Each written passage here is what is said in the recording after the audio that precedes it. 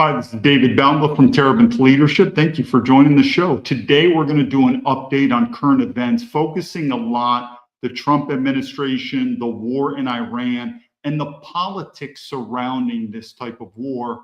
Obviously, the same thing that I predicted in the beginning, I haven't changed my mind. It's going to be a total disaster.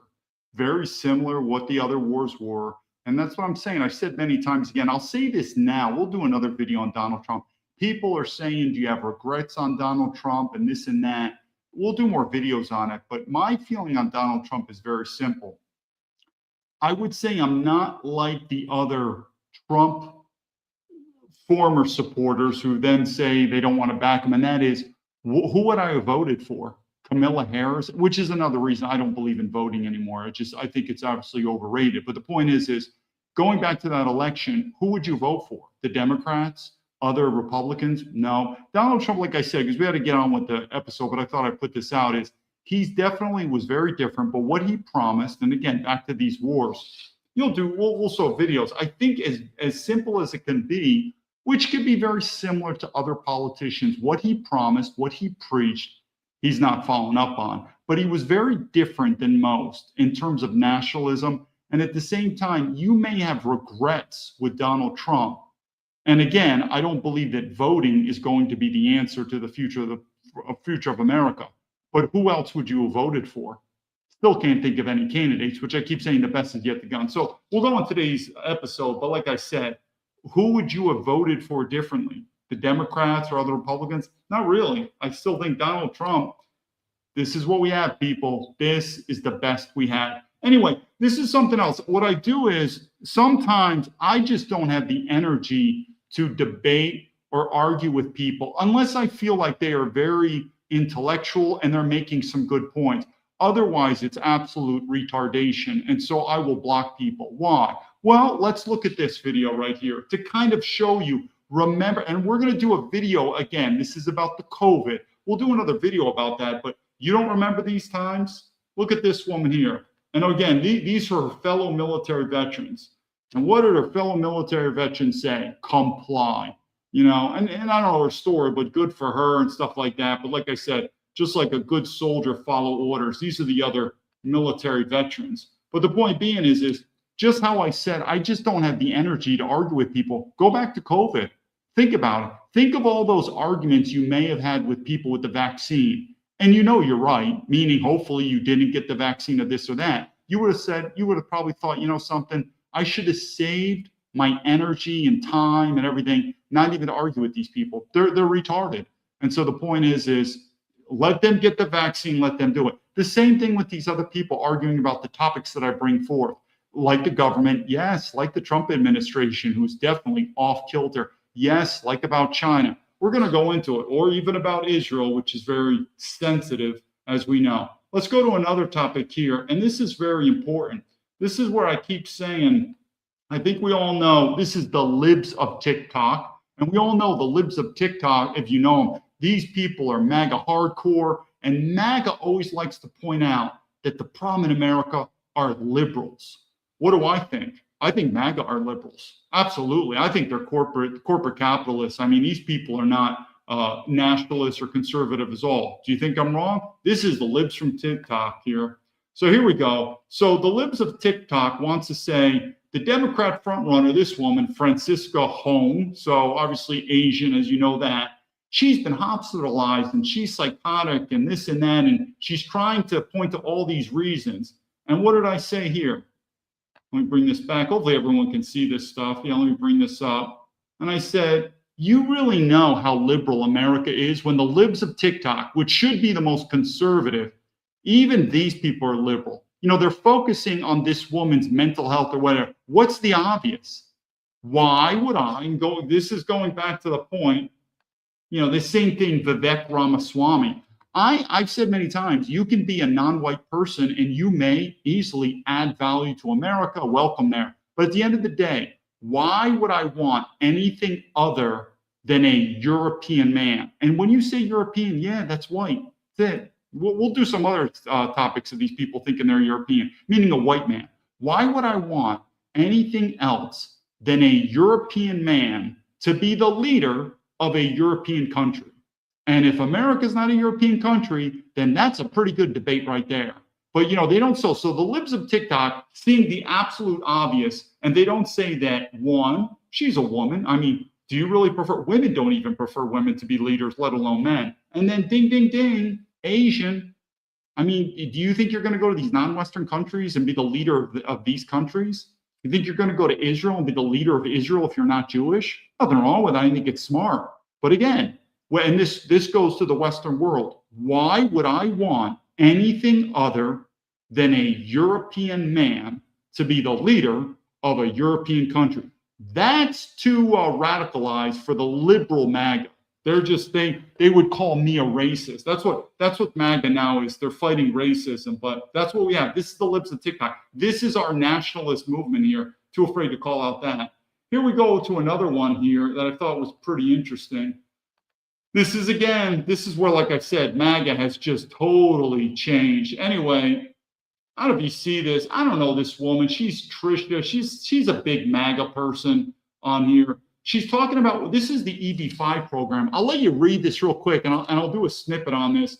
But what did I say up here? These programs, it's basically all about money. It's all about money. And no, it's not helping America. So this is Trisha. She's talking about it. Let me just explain this, because it's not today's episode. I'm very familiar with the EB5 program and I did a lot of it. I knew a lot of it when I was in Shanghai and Beijing. The largest consumers or customers of EB5 are the Chinese. So when Donald Trump came out with his golden card, all he did was take the EB5 program. He made it more expensive and more direct, meaning direct like a VIP path, whereas if you have the money, you're straight to America with a path towards citizenship. But he didn't invent this on his own. There was a program called EB5 that's been around for decades. I never even heard about it until I was in China, because like I said, this program is worldwide, but the Chinese are the biggest consumers because you need at least 500,000 US dollars to be in the EB5 program. So you got to be kind of rich. And basically it's Chinese or anyone in the world, non-Americans, buying their way to get American citizenship. It just happens to be the Chinese are the biggest consumers because there's a lot of Chinese and there's also a lot of rich Chinese. Now, of course, the MAGA, and this should be an entire video on its own, so we're not going to waste too much time. But this is the difference between nationalism and you could say MAGA, which is very similar to the Democrats. The Democrats, which I get it, that these people are weird and they're weird, but even if you look at MAGA, these people are all about the money. So when you ask MAGA, what is legal immigration? Think about it. Because MAGA always likes to say they're against illegal immigration, but they're fine with legal immigration. Well, explain it. What's legal immigration? There's a lot of stuff. Like, is everyone legal? No, not everyone's. So what's the criteria? It's basically if you have money. This is why we're a corporation. As long as you have money and you will add economic value, but not to you, not to the regular citizen. This money is going again to the corporations, into the US government. As long as you're rich, like Vivek Ramaswamy, to the MAGA people, they like Vivek Ramaswamy. Why? Because he's rich. But to nationalists, I don't have a problem with Vivek Ramaswamy. He's probably smarter than me, more successful than me. Is he more of a patriot than me for America? Maybe. But at the end of the day, I wouldn't give him a citizenship. Why? For the same reason that India and China would not give you a citizenship if you're a white person. I wouldn't give him a citizenship. But he could stay in America and, if he adds value. But to MAGA, their criteria for legal immigration, for the same thing they like Vivek Ramaswamy, is basically just like a corporation. Can you add economic value to the corporations, not to you, not to the regular American, to the corporations and to the government? If you can do that, come on aboard. That's Trump. That's MAGA. That's the Republicans. And I'm not saying that that's probably very similar to the Democrats too. They're very similar. It's all about the money. What's a nationalist? No, a nationalist is there's a people. These are our people. Again, I'm much more liberal. There's different waves of nationalism. I'm much more liberal with non-Europeans living in the Western world, but not having a citizenship. So yeah, if you can add value, a permanent residency, a long-term visa, but your path to citizenship, it's zero. There is none. Where did I learn that from? Well, I learned it from China. What do I think about them? They've had a civilization for thousands of years. What's another country that does that? Israel. Think I'm wrong? Try to immigrate to Israel as a non-Jew. We're talking ethnic Jew. As a non-ethnic Jew, try to immigrate to Israel and try to get a passport. Very difficult. Is Israel wrong? They're smart. Is China wrong? They're smart. What's wrong with America?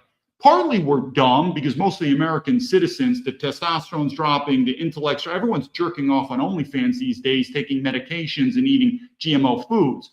But the corporations, the government, they're not dumb. What are they? Greedy. They're greedy. They're globals. They don't care about you. So as long as you have money, welcome aboard. That's MAGA. That's not nationalism. Anyway, let's go to the final thing. I thought this was a pretty interesting comment. I thought I wanted to share it. This is the last thing because we are going to be talking a little about Israel. So this was just a random comment that I got on my post. And I have to admit, I want to say this right now, and I want to compare the two groups as best as I can. And this goes with MAGA too. MAGA, they love welcoming Chinese people. I'm just using China as an example because I'm a China expert. They love to welcome Chinese to America as long as they're anti-communist, as long as they're rich, as long as they can add to the bottom line, meaning money. What do I think? I've said this many times. Look at my videos. I've said this repeatedly. I don't see my decades of study living in China and studying it. If you ask me what is the difference between the Chinese government and the Chinese people, not that much. 80, 90% exactly the same. But I also make a caveat. That's not an insult, nor it's a compliment. It is what it is. They're not that much different. I want to relate this now to America. And the only reason I make this now is now that I've been on social media, I've realized how bad it is. Where just like I write in the book, I focus on those evil globalists, the corporations, the politicians, the 1%. And I haven't changed my mind on this. But if you think now I'm going to say, but not the good old fashioned American people, no, garbage in, garbage out. The amount of negative comments, me as a military veteran, I've said many times, if you don't support military veterans, I will support you. I will buy that for $1 because military veterans, they're only serving for the government for a paycheck and a pension. It is what it is. Believe me not. But for all these MAGA people who say, I support military veterans, the comments that I get are overwhelmingly negative. And these are regular, hardworking American good people. I don't think so. It's very difficult to get a corrupt government and not have corrupt people. Again, it's garbage in, garbage out. Don't think so. Let's take a look at this person. This is not abnormal. I get these comments all the time. Here we go. This is a guy from who's Nighthawk. Now, Nighthawk has an American flag, an Israeli flag. I'm assuming is Jewish. And if I click on him, let me see, everyone can see this. Yeah, okay. If I click on him, not much information on him. He's in Florida. So whatever. It is what it is. And this is him. He's like, you made your bed and you can lie on it. Interesting comment. Is that an insult? I think many people can assume that's an insult. It definitely didn't include thank you for your service. How can I help you? Maybe I'll repost this to help you push the word out for government corruption and get the politicians. And I said, yeah, I would agree with you. I'm a military veteran. I honorably served my country, and I did put morals and courage over a paycheck and a pension. If you think the military are serving for duty, honor, country, you are out to lunch. It's a paycheck and a pension. But looking at him, who has an Israeli flag, and we'll explain that, and he seems to be insulting a military veteran. He hasn't said anything positive to me. Let the American people judge. And that's what I'm saying. So what do I think about that? We'll talk about Israel right here, but I would think of, now there's people who don't believe that American citizens should have dual nationality. I'm not going to argue with that, is what it is. And of course, if you're a foreign citizen here in America on a visa or a permanent residency and you have your flag, Canadian flag, definitely. But we're going to assume maybe he's a dual citizen. Okay, interesting which country he supports more. But if you support America and you support Israel, you better support the military veterans, because the government mercenaries, which are the military veterans, those are the people that are keeping the American government and the Israeli government in power. But you want to insult a military veteran like me? Why don't you serve, Nighthawk? I doubt he served. I doubt his kids served. And something, in the future, we're going to do a video. Let's see if there's a military draft coming, and we'll see if American men serve. But I could tell you something. Part of leadership is follow your principles. You choose your principles, not me. But if you don't follow your principles, they're not principles. And you're just talking out your asshole. You choose the principles. So again, if I meet people that say, I don't support military veterans, I don't back the blue, I don't back law enforcement, I don't have a problem with it. I mean, we could have I could see where it comes. But when you talk to these MAGA people and they love to say, I back law enforcement, I back the military, I support, they don't. It's a lie. It just is what it is. And so the point is, it's better off either backing up your principles or maybe changing your principles. And that way you can have something. Part of leadership is being authentic. So yeah, I never got fired from the military. I was ranked number 2 at West Point for leadership. I mean, to get to the FBI, they did a background check on me. I honorably served in the military. In the FBI, people tried to defame me from the FBI. I never got fired from the FBI. Never got pushed out. Never got threatened for fire. I just did not want to work for the government anymore. I really didn't. I just had it. I still believe the value of public service. I still believe in the value of working for the government. You have to have people who want to serve in the government, police, fire department, military. But our government has gotten so corrupt, it doesn't serve the American people anymore. And so what did I say? I just don't want to serve in the government anymore. If you do, go for it. But if you're going to try to convince the American people that you're doing it for duty, honor, country, if you're an American citizen, you can believe that as much as you believe that the COVID vaccine will save your life. Have fun. Those are government mercenaries. Again, I don't have a problem with mercenaries. We could do another chapter on that, about the mercenaries, the history of mercenary warfare.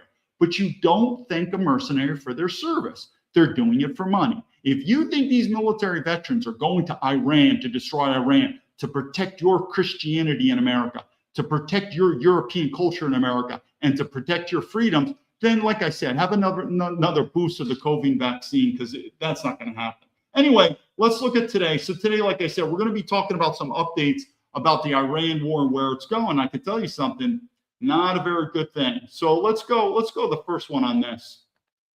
To the American people who are asking for unlimited money for bombs when people can't feed their families. And I don't know how this administration intends to defend those decisions to the American people.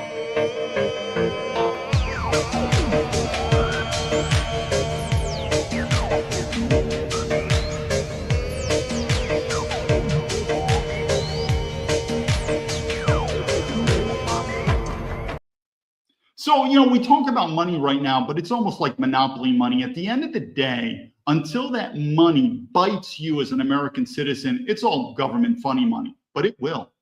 You're seeing, I don't want to do time, but in terms of America bailing out the Japanese yen, basically that was to save the US dollar, because the Japanese were going to sell off their treasury bills, the US treasury bills. But the point is this funny money, the war, like even Donald Trump, most people wanted or realize, just like I do, when I say defund the police or defund the FBI or even defund the CIA and the military, I don't mean all of it. Some people would say absolutely defund all of it. I'm not going to argue with them, but our government is absolutely bloated.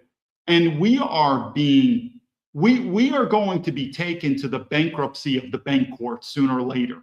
But Donald Trump came in there and most of us thought he was going to downsize.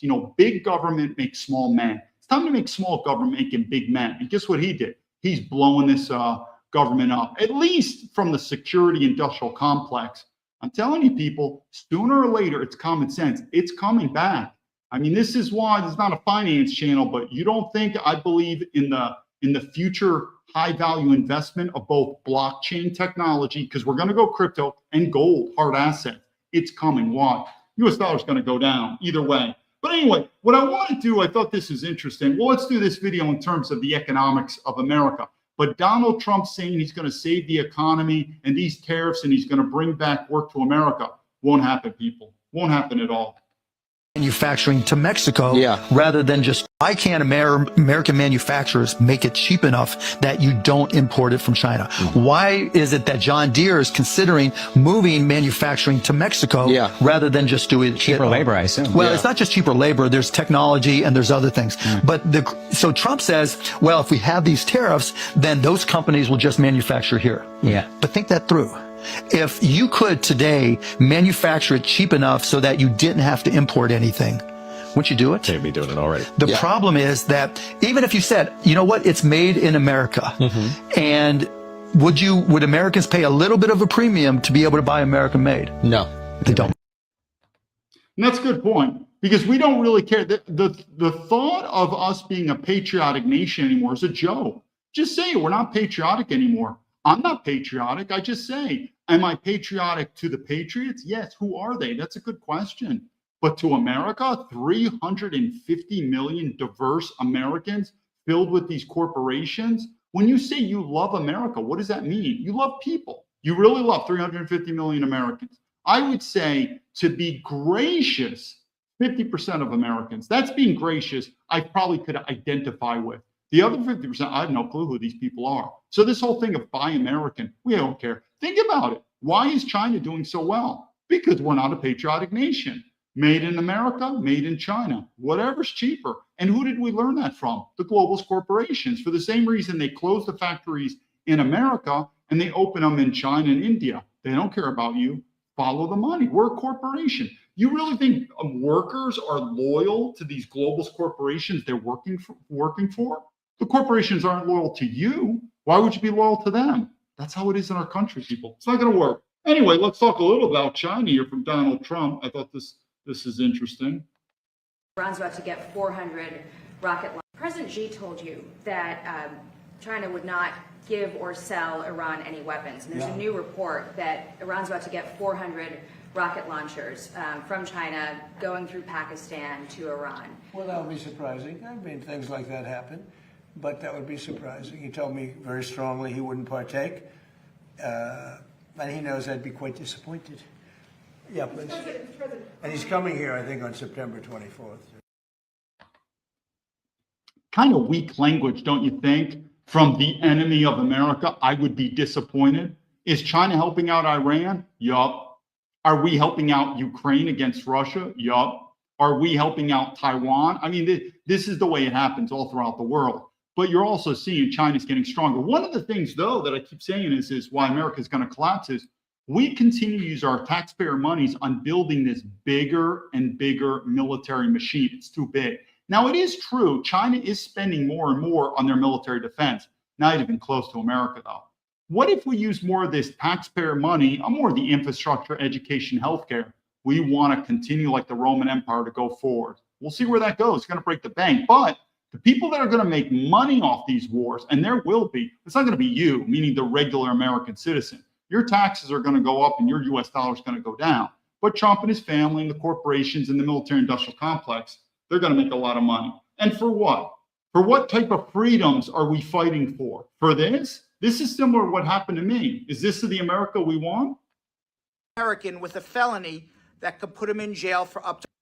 An American citizen wiped his phone clean at the border when immigration tried to search it.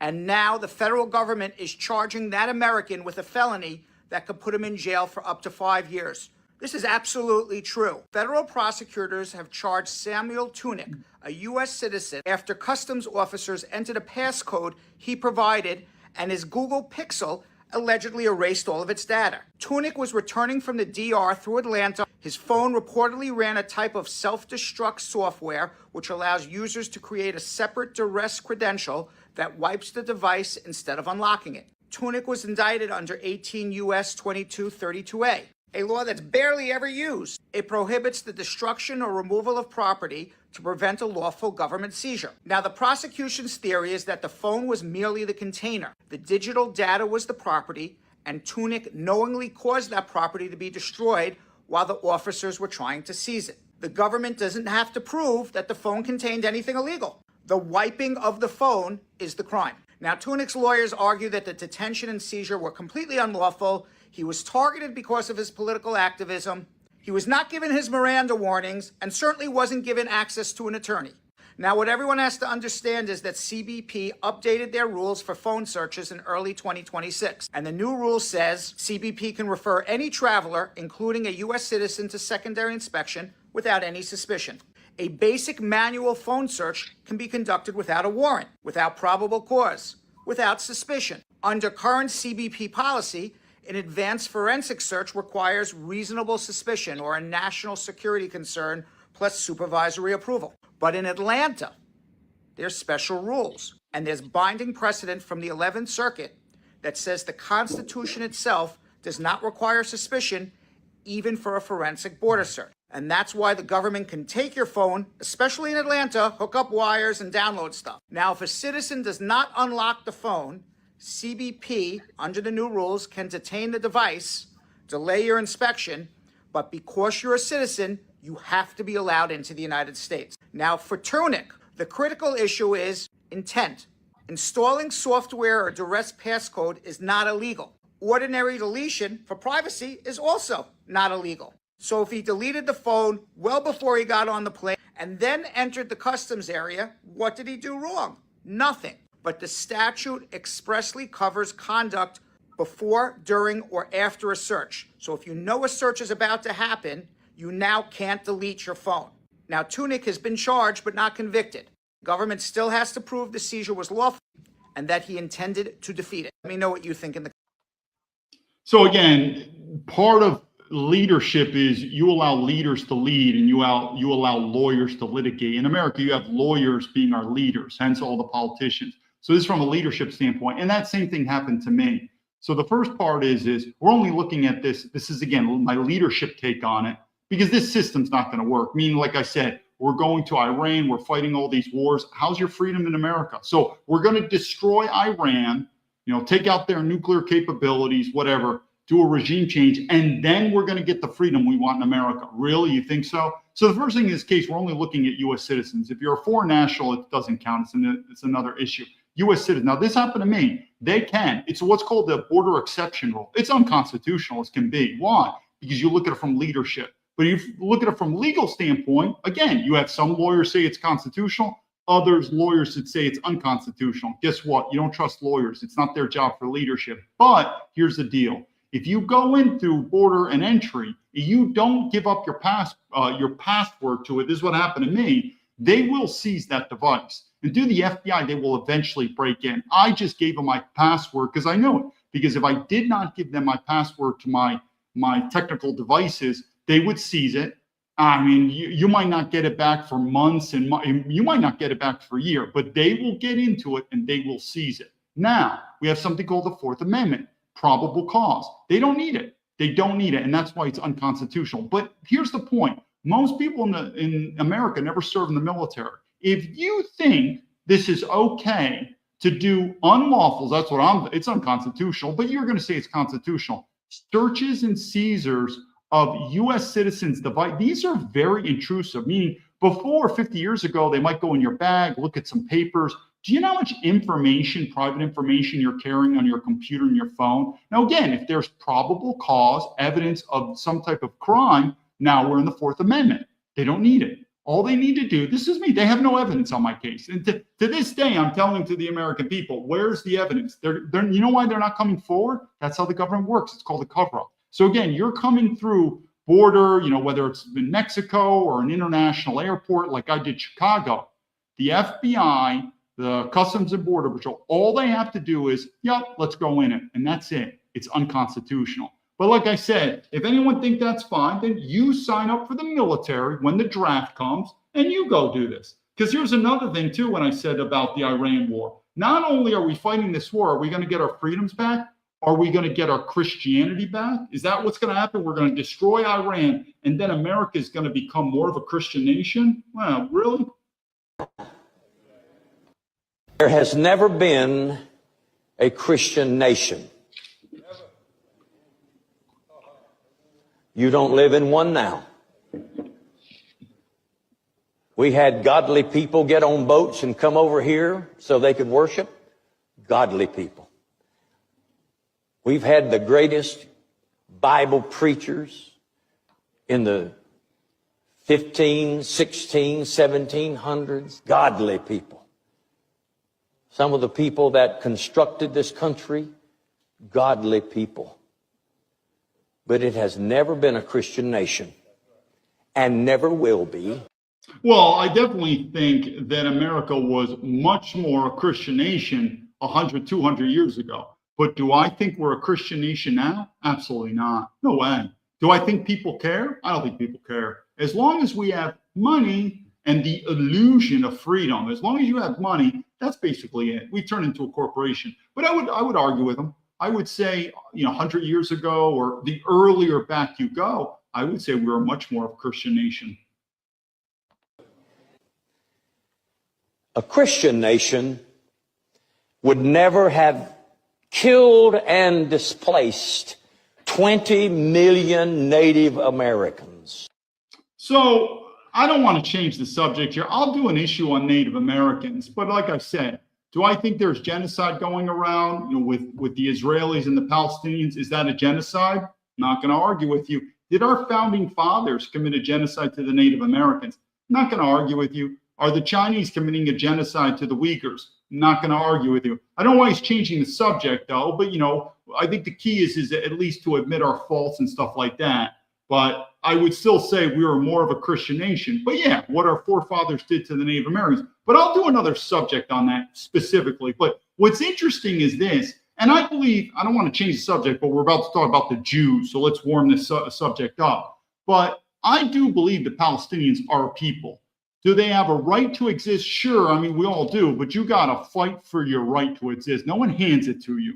And so think about the Palestinian who says that the Israelis are on stolen land. Okay, what if you're a Palestinian in America with an American passport? You don't think you're on stolen land with the American citizens, with the Native Americans?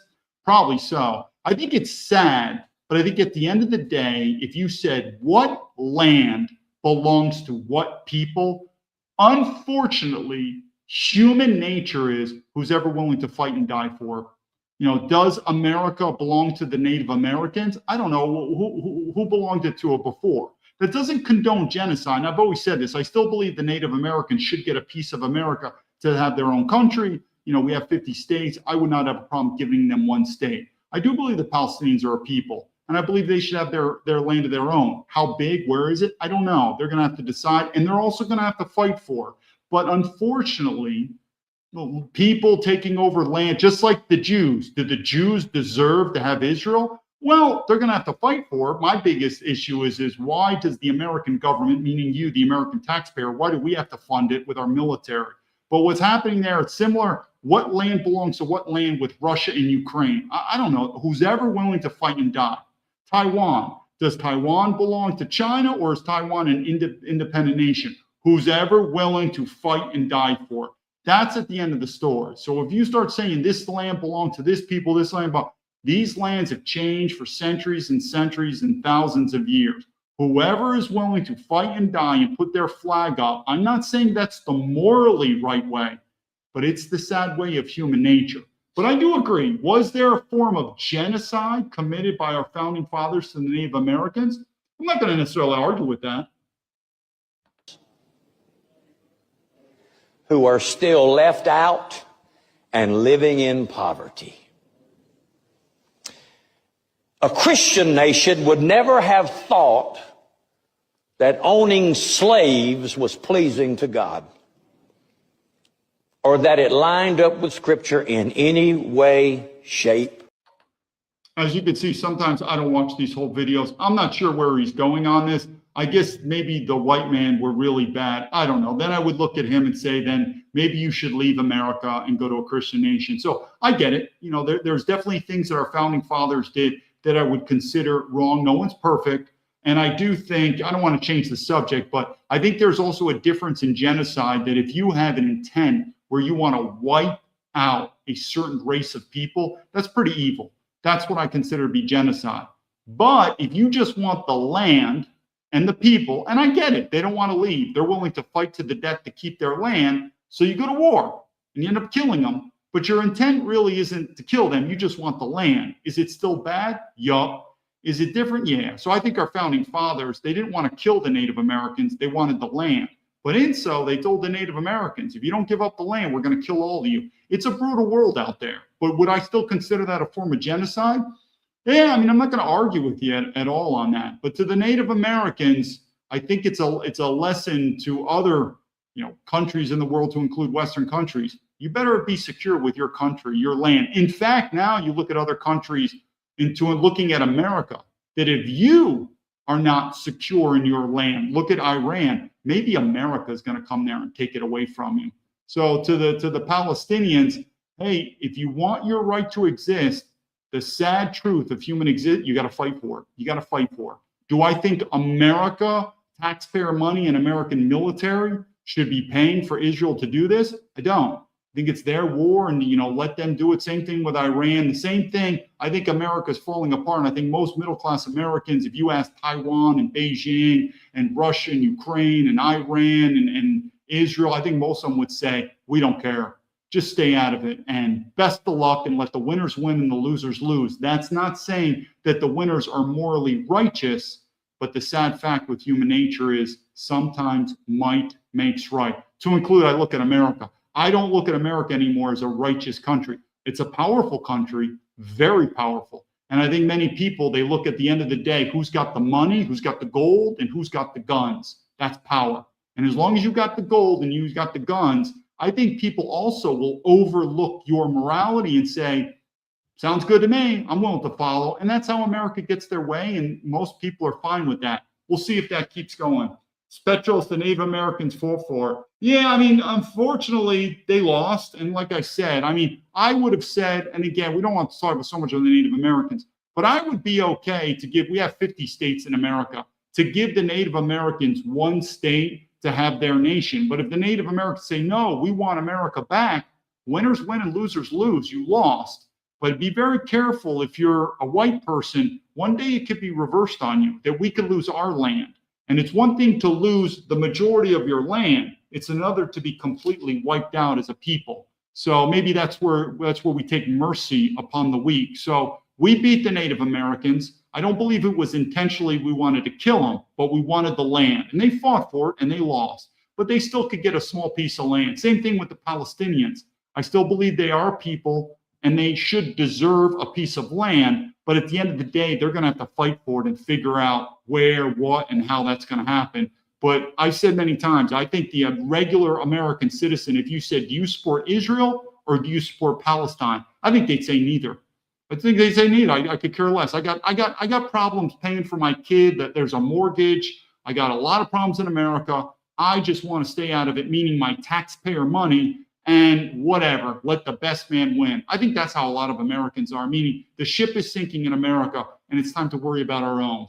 Anyway, he says, give him Colorado. Yeah, I mean, I'm to the point. I believe America is going to split anyway. But to the Native Americans, yeah, give them a state, give them one state. But at the end of the day, you lost, we won, sorry. But we're still going to give you a piece of land, unlike these Indian reservations. I could talk about them. But anyway, I think that's enough. Let's go in terms of, let me see this video right here. $5 billion each year. All right. This is, again, talking about the money that we're spending on these wars. Over 2 million soldiers fought in Iraq and Afghanistan. It costs the American taxpayer $4.5 billion each year just to pay the air conditioning bills for those wars. And that's what war is really about. War is an economy. Anybody who tells you otherwise is either in on it or stupid.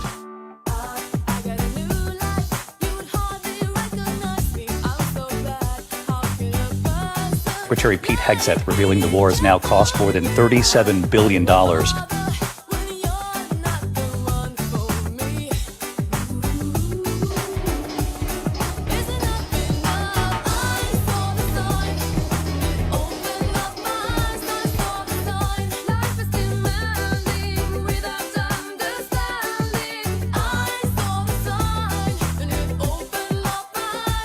I agree with the ICC. Benjamin Netanyahu should be arrested and tried for his crimes, as I do for anyone else charged by the ICC. Massive defense spending bill, historically large at $1.15 trillion for the Pentagon, has just passed in the U.S. House of Representatives. The affordability survey finds a growing number of Americans say they are living paycheck to paycheck. Yeah, not very good. But you know what I could say is, what is this war giving us? Who's being protected? Well, I can tell you something, that insulting American military veterans is okay in America. And again, if you specifically say, I don't support military veterans, I don't care about them, I'd say fine. It's your freedom of speech and your principles are lined up to it. But you know, everyone else, the government, thank you for your service. We're MAGA, we support military vet. No, they don't. So insulting military veterans is A-okay. But I can tell you, there's a class of people in America you probably don't want to insult. That will prevent. Under President Trump, the United States will stand with the Jewish people. We have implemented a vigorous new visa policy that will prevent foreign nationals from coming to the United States to foment hatred against our Jewish community. We are holding international organizations and nations accountable for rhetoric against Israel that resurfaces in the manifesto of monsters, like Iran and Sarah's killer. But we do see an eventual light at the end of this long tunnel of suffering. One can imagine a Middle East in which the Abraham Accords eventually reign. So thank you for the opportunity to address you. Thank you. So if you want to insult American military veterans, that's fine. But don't insult the Jews, then you're going to be in a lot of trouble. This is America. It's so bad that even the Chinese see how much co-op we are with Israel and the Jews. This is another segment of a person, a YouTuber, whatever, doing this video, and even he sees how ridiculous this is. I've never seen something so ridiculous in my life on this with Israel. It's like a comedy show. And like I said, when foreigners like Chinese, when they see it so obvious, you know it's a problem. You know, it's like maybe you gain some weight, you're a little fat, but you're not quite sure. But then your friend who you haven't seen in 20 years looks at you and said, Jesus, you're fat, like an outsider. You know it's a big deal. Like when these Chinese are like, it's obvious. It is so obvious you guys are co-op. You're basically a colony of Israel. I don't know. I guess America were just good goyim, just good goyim. But look at this. It's so comedic what's happening in America. Donnie. I would stay in New York City. My plan. First visit, I would visit the Holy Land. Mr. Cuomo. I would go to Israel. Mr. Tilson, where would you go? Yeah, I'd make my 4th trip to Israel, followed by my 5th trip to Ukraine, two of our greatest allies. Mr. Mamdani. I would stay in New York City. My plans are to address New Yorkers across. Now, I'm not saying I'm a Mandani fan. What did I just say? The leader of a European country, I want a white man. But I'm telling you, this sort of communism, and I'm not a communist, but this sort of rhetoric of anti-globalist corporations, anti-Israel Jewish thing, anti-war, I see where it's coming from, people. It's so obvious. Most Americans are fomenting hatred. We'll finish the clip for these rich, traitorous politicians. Yeah, to include MAGA too. The Democrats and MAGA. To these rich and traitorous globalist American corporations, and to this absolute fiefdom that we're just subservient to this country called it. It's so obvious. Now, if you want to have that, it's okay. If you say, hey, I believe the Goyim should serve the Jews, I'm not going to necessarily argue with you, but like I said, leadership is you choose your principles and you stand with them. If that's what you want, then okay. But we don't say that. But like I said, the Chinese see this so obvious. So let's just finish this clip. I just find this embarrassing. The 5 boroughs and focus on that. Mr. Mamdani, can I just jump in? Would you visit Israel? Look, they're still pushing Mamdani. You know, in some ways, I'm actually happy. The reason why I'm happy Mamdani won, it's the same reason that when I wrote Senator Chuck Grassley, because the #1 U.S. citizens, when I was in the FBI, because the war on terror, it was, again, they were obviously spying on non-U.S. citizen Muslims, not worried about them, but U.S. citizens who were Muslims. It's not like I'm protecting Muslims, but they were U.S. citizens, and today it's Muslims, tomorrow it's Christians. The reason why I like Mamdani, it's not because I don't even know what his race is. He looks like an Arab. I don't know why. He doesn't look like a European, okay? So he's not a European man. He sounds like, I don't think he's Christian. I don't know what he is. I don't follow these politics, but it's easy to see what this guy is. But you don't think he's pushing up against the system a little bit? And what is this system? This globalist corporation, to include Israel? And you're kind of like, yeah, the enemy of my enemy. Maybe something like that. But I find him funny. Not like I want to live in New York anymore. God, that place has turned into a toilet bowl. I mean, it's going to be a total disaster with Mamdani. But meaning, in order for this problem to get fixed, it's going to have to get worse. It's going to have to get worse before it gets fixed. So let the fighting happen. Let the punches fly, because it's going to get worse. As mayor? As the mayor, I'll be standing up for Jewish New Yorkers, and I'll be meeting them wherever they are across the 5 boroughs. And just yes or no, do you believe in a Jewish state of Israel? I believe Israel has the right to exist. As a Jewish state? As a state with equal rights. And his answer was no, he won't visit Israel.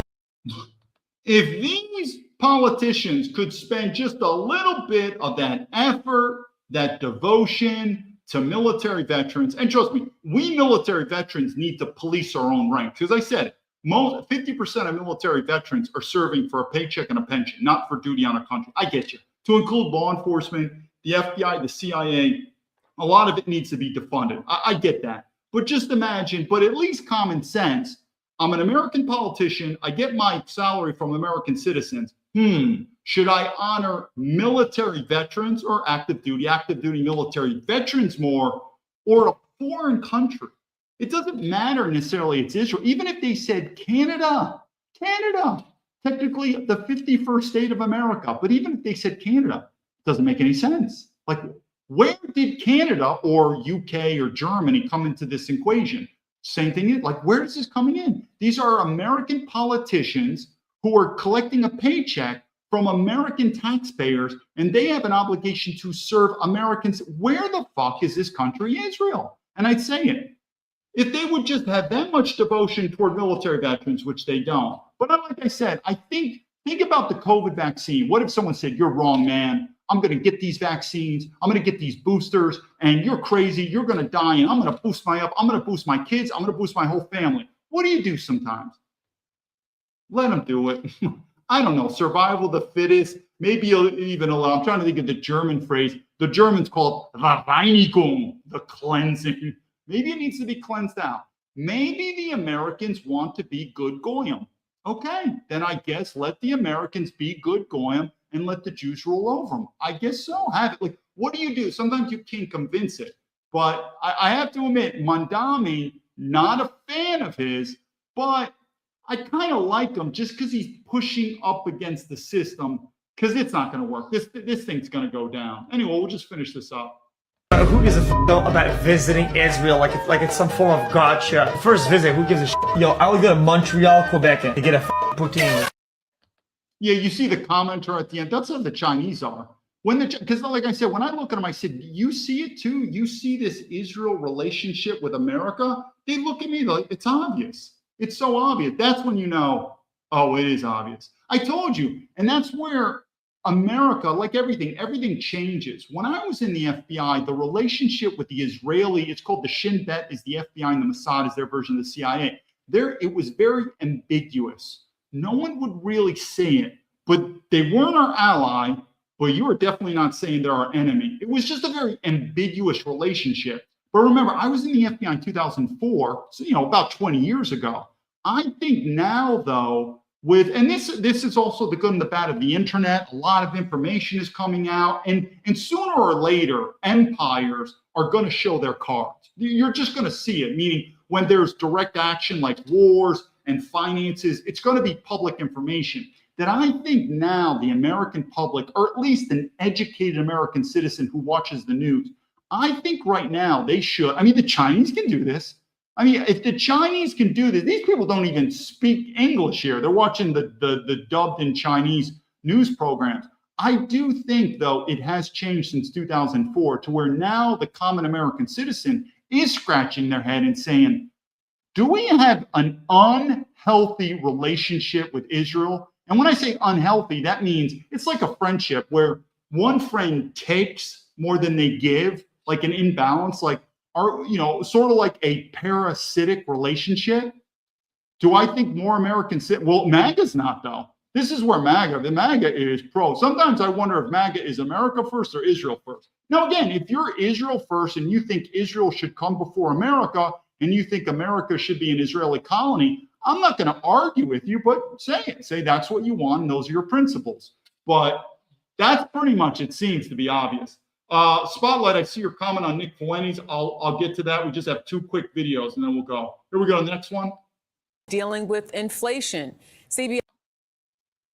Today marks 100 days until Americans go to the polls to elect a new Congress. President Trump was voted into office in 2024 in part because he promised to improve the economy. Well, our new poll finds nearly 2/3 of Americans disapprove of the handling of the economy, and more than 70% surveyed say they don't like how the president is dealing with inflation. CBS's Olivia Gazis is at the White House with more on the polling. Olivia.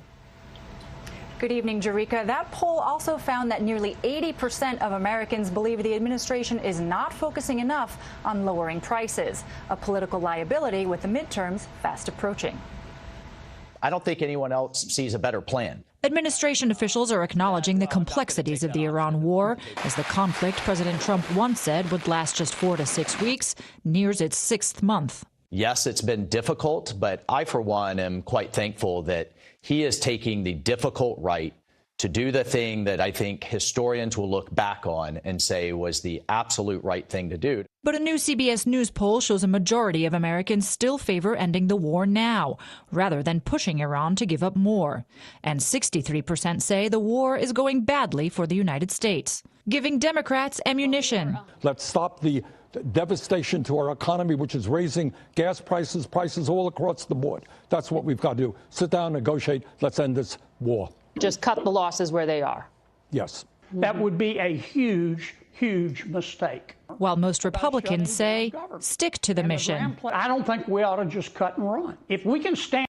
And again, I'm just doing Leadership 101. If you're a politician, you think this war, there's a saying, if you're not willing to send your own kids to battle. Now, again, these are not private American citizens. These are politicians. Most of these people are scumbags. MAGA Democrats the same. But if you're not willing to send your own children to combat, and you're a politician who has the power and influence to send other Americans to their death, then it's probably not a war worth fighting. So, for instance, when Donald Trump says, I've been saying, or same thing with Marco Rubio, I've been saying that Iran is a threat to America. They have nuclear weapons, and this cannot be handled, or this cannot be tolerated. We have to, under no circumstances, continue this war. It'd be different if he said, and my son, Barron Trump, is enlisting in the military, and he's going to fly out there. It would change it. Wow. But Donald Trump is a draft dodger. His kids are not going to die. Marco Rubio never. It'd be one thing if Marco Rubio said, that's why I enlisted in the military when I was young, because I always knew that Iran was a threat, but our former presidents were too afraid to go to war with Iran, so I never got sent to battle. But I was ready. I served, 4 or 5 years in the military, Marco Rubio, and I was 100% prepared to go to Iran and die for my country to kill Iran. These people never did it. So that just shows you when they talk about how important this war is.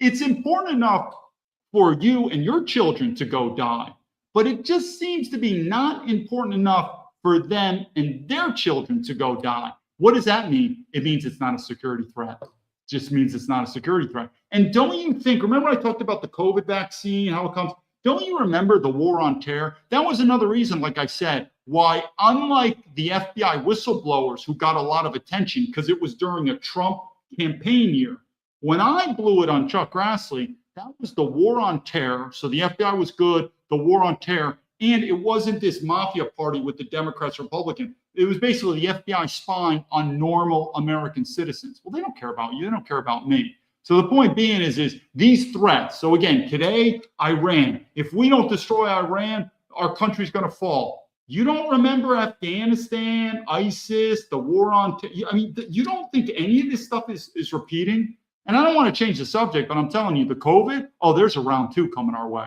There's going to be round 2 pandemic, round 2 vaccine. And what do I think is going to happen to most Americans? Would you say, David, we learned our lesson with the first pandemic. There's no way we're going to fall into that trap again. Oh, yeah, you will.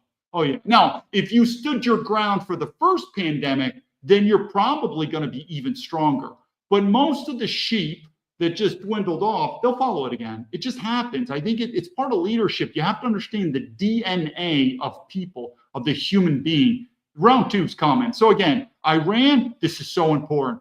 The security of America is at stake. Where did I hear that words before with Iraq, weapons of mass destruction, Afghanistan? Complete failures, by the way. Complete. Well, again, it was a complete failure to you, an American citizen, because your dollar just dropped and your friends got killed. But to the military-industrial complex, record profits. To the corrupt politicians, re-election. revolving door, and to include the generals. The generals aren't going to die in this war, and they're going to get that nice job working for Boeing when they get out. So there are winners, big winners. But to the regular American citizen, no, higher taxes, weaker dollar, and your sons and daughters' body bags. Anyway, let's keep going on this. And the pain of the rising cost of energy, we need to stay the course. With gas prices this week averaging above $4 a gallon and Americans facing the biggest jump in grocery prices in half a century, the political stakes are high. In 100 days, you can vote for an America that puts an end to Donald Trump's reckless war of choice in Iran. But on Iran, Americans say they aren't seeing clear answers from either party, and most expect the conflict to drag on for months or even years. That CBS News poll also shows that uncertain and frustrated are the top words that Americans use to describe their views of the war, with 69% saying they still lack clarity on what's happening in the Strait of Hormuz. Jerika? Olivia Ghazi's at the... Okay, we're going to do one video and then I'm going to comment on Nick Fuentes and everything like that. Here's the thing, what I keep saying about America is going toward collapse.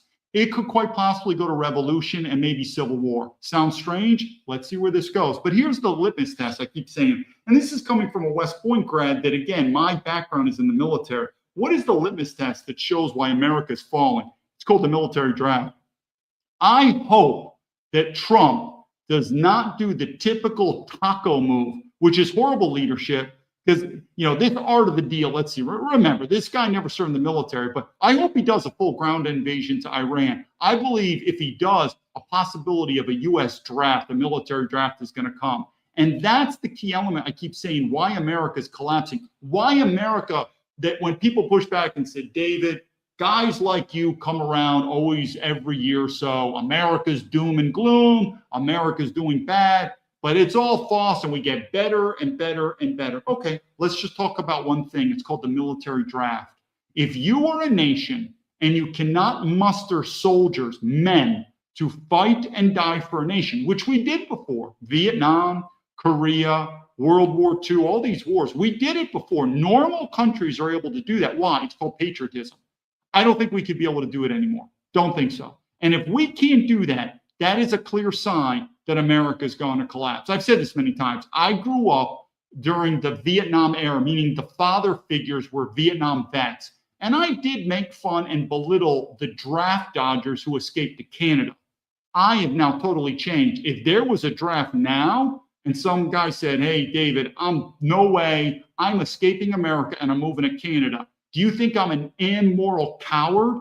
That's what I called people when I was a child. You're an immoral coward. Would I say that now? Not at all. Why? Why would you want to die for a disloyal, corrupt government? Now, if you disagree with me and want to do it, let's see. And if the draft can be mustered and American military men can be,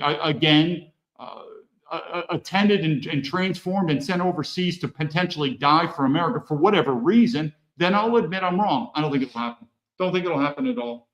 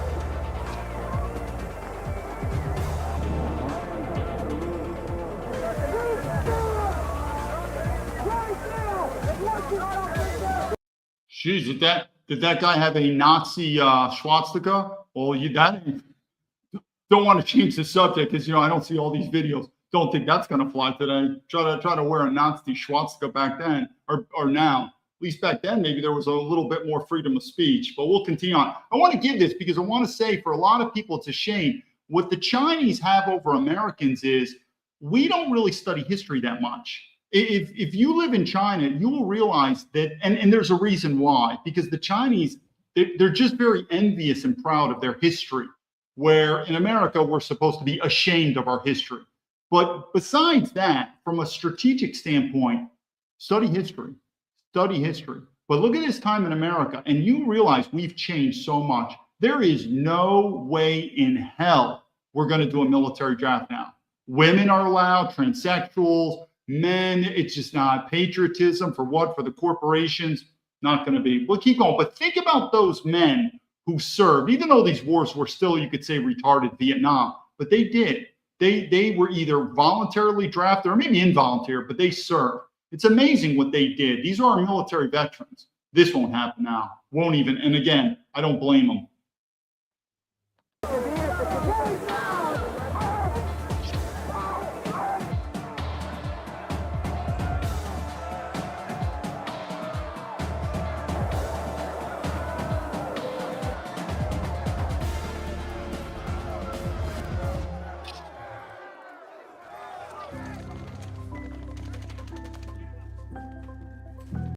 You know, and I feel too, you know, we'll keep it. But hey, let's face it too. You know, I don't want to get on the racism thing because I still believe America is the least racist country in the world, and whites are also the least racist people in the world. But I could see a lot of these times where the draft, to include Donald Trump, there were a lot of rich white kids going to college, getting what's called deferments. These were strategic placements to get out of the draft. And a lot of the lower income people who couldn't afford college, they were being drafted. So does that mean there were more blacks? Probably so. Fucked up. No way. I'm not into these college deferments, especially when you get older and you don't just want to be a private individual. You want to run for public office like Donald Trump. Now, I knew this about Donald Trump, but he preached no wars. I was willing to take a draft dodger, but no wars. There's a bit of a logic in these. A draft dodger who's now a war hawk, that's called a piece of shit. It's called a piece of shit because we know in Vietnam that like Donald Trump and his rich daddy, he got these deferments purposely to avoid the draft, where lower income people, you're fucked. Do I think that was an unfair system? 100%. 100%. So, but I see maybe these low income, I see these blacks that were drafted and they saw these rich white kids who went to college. I made it known. My father and my uncle made it known. They were never drafted to Vietnam. They volunteered. All the way back to the Civil War, my family, I'm probably the last of the fucking line. My military lineage ends with me. There's no way I would have many of my kids serving in the American military anymore. But I looked at Vietnam. I do think there was easily correlated rich, and then we'll say white kids. Now, again, if they go on to be private individuals, it's still wrong. But it's still wrong. But then these people get deferments, and now there are politicians or the commander in chief like Donald Trump, who now thinks it's a great idea to invade and bomb other countries and to send your kids in there. No way. That's not the piece of shit that I was thinking about Donald Trump. Not very good. Not very good leadership at all.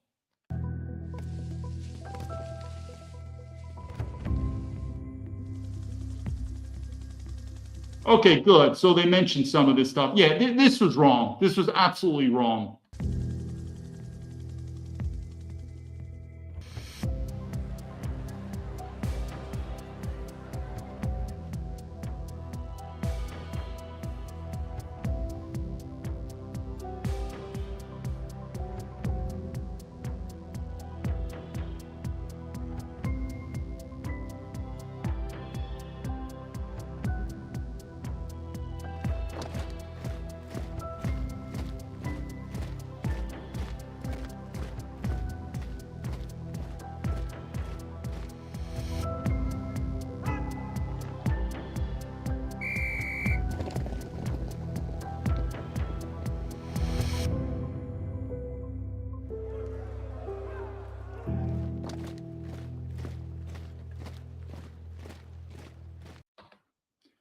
We're going to answer the question about Nick Fuentes, and I'll say, so here's the video. Now, again, this war in Iran, complete and total failure. You watch. Or Trump is going to back out, and he's going to try to swindle the deal to say we won, whatever. It's going to look like horseshit. We're being laughed at around the world. But I hope he doubles down, and I hope he doesn't taco out like a pussy that he is and fucking do a ground invasion and do the meat grinder, because the MAGA people think it's a great war. And I hope the draft comes, and the first and foremost people that get drafted, well, the people that support this war, let the MAGA people go. They think it's a great idea. Let them go. I think it's absolutely. But I think about this draft here, our former military veterans. I think about me as a military veteran who honorably served my country. And I think about this fucking Jew here. I don't know. Remember that when I put him on here? I don't know. He's called Draft Hawk or something like that, who insulted me. You laid your bed. I think, what a piece of shit you are. As an American citizen, my guess, I could be wrong, is you never served in the military because you're a faggot. Your kids never served in the military. You're a faggot. And you wave that Jewish fucking flag around, you're a cocksucker. No wonder people don't like the fucking Jews. I put myself in a different boat. I get it. I get some hatred mail because I'm Jewish. I like it. It's free speech. I don't care. But I'm saying there's different categories for different people, and you judge me how you want. I'm not in some of these categories. But this piece of shit Jew guy looks at me and says, you laid your bed. Listen, you motherfucker. I'm a military veteran. What did you do for this country instead of kiss ass to Israel? Don't fuck with me. I'll rip your fucking head off. It's time to bring back violence in America. I don't want to change the subject. You can tell I'm mad. But there was a time at West Point when you challenge someone's honor, it's a duel to the death. What I've seen now a lot in America, as I'm on social media, there's something called passive aggressive, something you also learn in law enforcement with the FBI, and that is American men have turned into passive pussies. Testosterone's going down. You can tell they're much more pussified in America. So they're very passive, but they're still aggressive. So they do these feminine things. And so one of the things is we just blatantly insult people. Now, part of that is free speech. I'm for free speech, but I'm also part of that violence. It is what it is. Sometimes go. But if you insult a man's honor, maybe we bring back where you're challenged, a duel to the death, or maybe a duel. Back in West Point, we have duels to boxing, something like that. Put boxing, but there is seen to be a much more of this passive aggressiveness with men, and it's very feminized. That's not how men are. Men are, you say what you mean. You like, he's like, you lied your bet. Say what's on your mind. I won't go into it. It's another talk, but I can tell you something. I keep saying when there's weak men, and let's face it, we're talking about white men in America. When there's weak white men, it doesn't matter what happens. This society is going to fall until it changes. You've heard the story: weak men, hard times, strong men, this and that. That's, I think, very much like history is repeating. But we have a lot of passive aggressive young men who don't really know what to do. Most of them are raised by single women, horrible, never had a father figure. And where are they getting their role models to be men? Hollywood. Oh my God. What the politicians, like literally, where do you get a role model from? It's just very difficult. Anyway, let's do a quick take on Nick Fuentes, and I'll just answer. Is he a Fed or not? So I don't know much about Nick Fuentes, but I heard about this guy. He was censored. Oh, I believe it. The amount of censorship. We're just going to use this from an intelligence standpoint, because I don't follow him, but I think there's a lot of good about him in terms of him speaking. But he seems to be, I could be wrong, like flip-flopping. Now he's pro-Israel, or I think he was against Dan Bilzerian. So there seemed to be maybe some flip-flopping. I could be wrong. But I would say this, and this is from an intelligence standpoint. People say, this guy, David Baumblatt, he's working for Israel. No, he's not working for Israel. He's a white supremacist. He's a neo-Nazi. No, he's not a neo-Nazi. He's working for China. No, he's not working for China. He's still working for the intelligence group. No, he's not. He's under investigation. You get what I mean. There's conspiracy theories. It's fine. What I would look is the hard numbers, because if you really want to follow the power in America, follow the money. Now, it's obviously, if you've been following me since 2023, my social media, besides it's being censored and suspended all the time, let's look at here. I have 5 viewers on X right now. 5. Let's take a look on Rumble. I have 6 viewers right now on Rumble, and I have, now it's 5 viewers on X. So it dropped, did I say 6 or 5, whatever. And there's 0 viewers on YouTube. So what am I saying? If I am being sponsored by somebody, they're not giving me a lot of money, and it's not being a success. I think we could all agree. Meaning, if this is my conspiracy op, like we're doing, like everyone's got these conspiracy, it's obviously not very successful. So probably if you said, David's got I got 15 subscribers on YouTube. It's my second account. My first account did a little better than that, but probably he's speaking as an independent voice. Now, there's nothing wrong getting sponsored, but if you get sponsored, people want to know who. Because if you get sponsored and you're taking money, you're going to become influenced. So again, in my situation, look at my viewer ratings and look at the amount of time I've been suspended and censored. Probably no one's sponsoring me. But this goes to Nick Fuentes. If all of a sudden you've heard about me, because again, I've been online since 2023, and all of a sudden you tune in within the span of 3 to 6 months or give it, and this goes now, I have thousands of viewers, tens of thousands of viewers. It's up. Something changed. That's not normal. Even if it's slowly ticking fast, and that's when you probably have to ask yourself, where am I getting sponsored? Because what did I keep saying? If you have a topic, and this is where Nick Fuentes, I would start viewing, because I haven't been following him, but I'm going to assume he was sort of a censored nobody. Again, I could be wrong. And now he's turning into very mainstream, like he's got a large enough following. Is it grassroots and he's built it himself?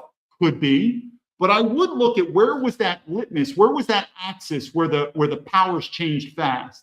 But I would say, like I said, from my standpoint, if all of a sudden you would think, wow, David is all of a sudden reach higher, I would do a deep dive into that. Now, it could be like, no, on November so-and-so, he's reached higher because Tucker Carlson, but then, it's Tucker Carlson reached out to him and Tucker put him on a platform and boom. That's what I'm saying. For the FBI whistleblowers, it was simple.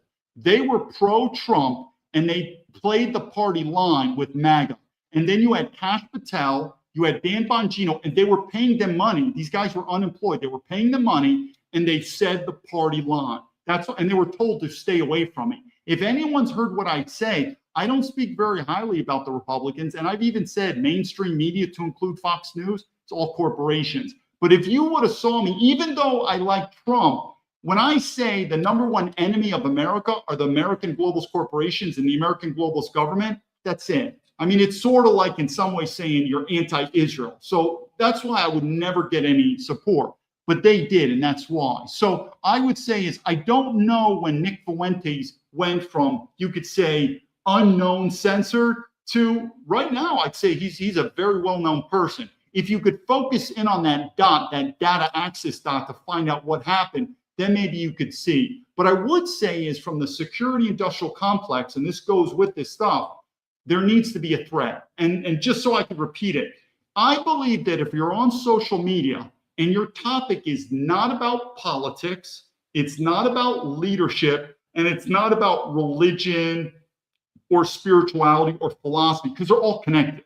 Leadership, politics, religion, philosophy. I believe those topics are so sensitive. And in other countries, I'll do is they are illegal to talk about unless they are approved by the government because they're so influential. So I do believe that if you go on YouTube and say, I want to make a baking channel, or I want to do a hunting channel, or I want to do a channel about sports. So it's not leadership, it's not politics, it's not religion, then I believe the best wins. Meaning, hey, look at this guy. He's got 1 million followers and his channel is about tennis. It's probably, he's doing it on his own, or sure, he might get sponsorship by tennis organizations or by a certain racket or tennis ball company. We get the sponsors, but it's not going to be really influenced by big government. But if you get into these topics like I am, where you're talking leadership, you're talking religion, you're talking politics, I generally think unless you pass through the gatekeepers, you're not going to go anywhere on this. So what do I think on Nick Fuentes? I don't know. So I can admit I'm wrong if I'm wrong. But I would go back and say, when was the time that he rocketed and what happened? And again, because I don't follow him so closely, but he seems to be flip-flopping a little bit. Now he's pro-Israel, or like because I think this guy, Dan Bilzerian, I think Dan Bilzerian is on it. Now, maybe I'm not agreeing with everything Dan Bilzerian, but I think Dan Bilzerian's on it. So now Nick Fuentes is against Dan Bilzerian. So I'm not quite sure Nick's political focus now. Maybe he shifted, but that's a good question. When did he shift and when did he get popular? And you're looking at those numbers. From me, like I said, when people have conspiracy theories that I'm being funded or supported, are you serious? Do you realize that I have like single digit viewers. It's just not happening. But if the day happens where I do have a lot, then it is. Then it's like, what did this guy David do? Who paid him off? Who is he working for? And again, I don't have a problem with you working for people, but your viewers want to know, is this what you're saying as an authentic leader, or like Fox News and CNN, are you basically an actor? Meaning I work for him, they give me money, and welcome to the show, I'm an actor, and that's what it is. Hopefully that's everyone. I see Cool Kid, Nick's against everyone it seems. Again, I don't follow him, but I do believe what I liked about Nick in the beginning, I don't follow him, was first he was censored. As a U.S. citizen to get censored, wrong. Then he spoke negatively about the Jews, and I think he spoke positively about the white man. Again, I could be general, I don't know. I don't have a problem with that. I don't have a problem with Jews. But the point is if you don't think, this is where I think Dan Bilzerian would disagree with me. He's like, all fucking Jews suck, kill them all. I don't know. But again, I don't have a problem with Jews. But if you don't think Israel has an influence on America, I think you're crazy.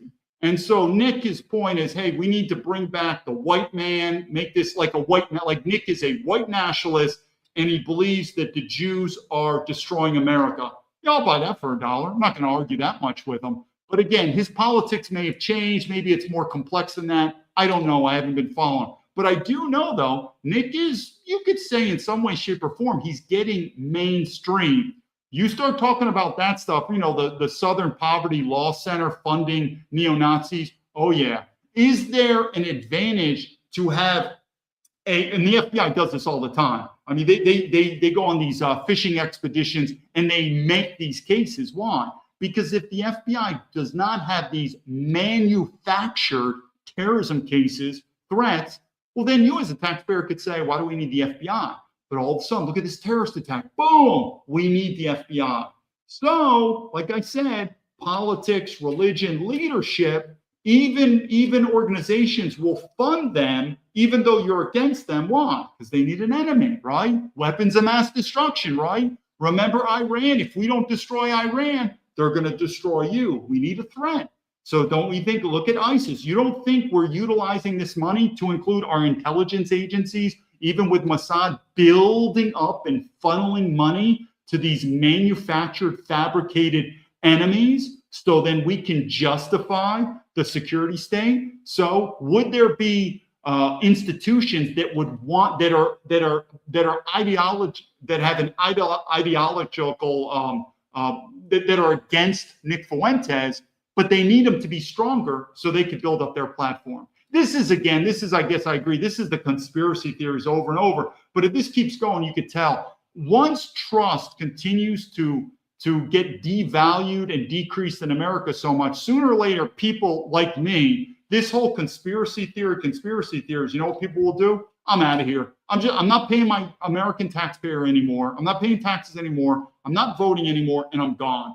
But that's also something that I noticed was different. When I grew up in America, there wasn't as many of these conspiracy theories. But now America has become so diverse. We have so many of these foreign entities, internal entities, that you really don't know who to trust now. It's become so globalized and so diverse that conspiracy theories, it's normal. That's not normal, though. We can't live a normal life like that. And I think ultimately, if it can't be fixed, Americans are just going to say, I don't know who to believe, so I'm going to stop paying my taxpayer money. I don't believe in voting anymore, and I'm just going to leave America.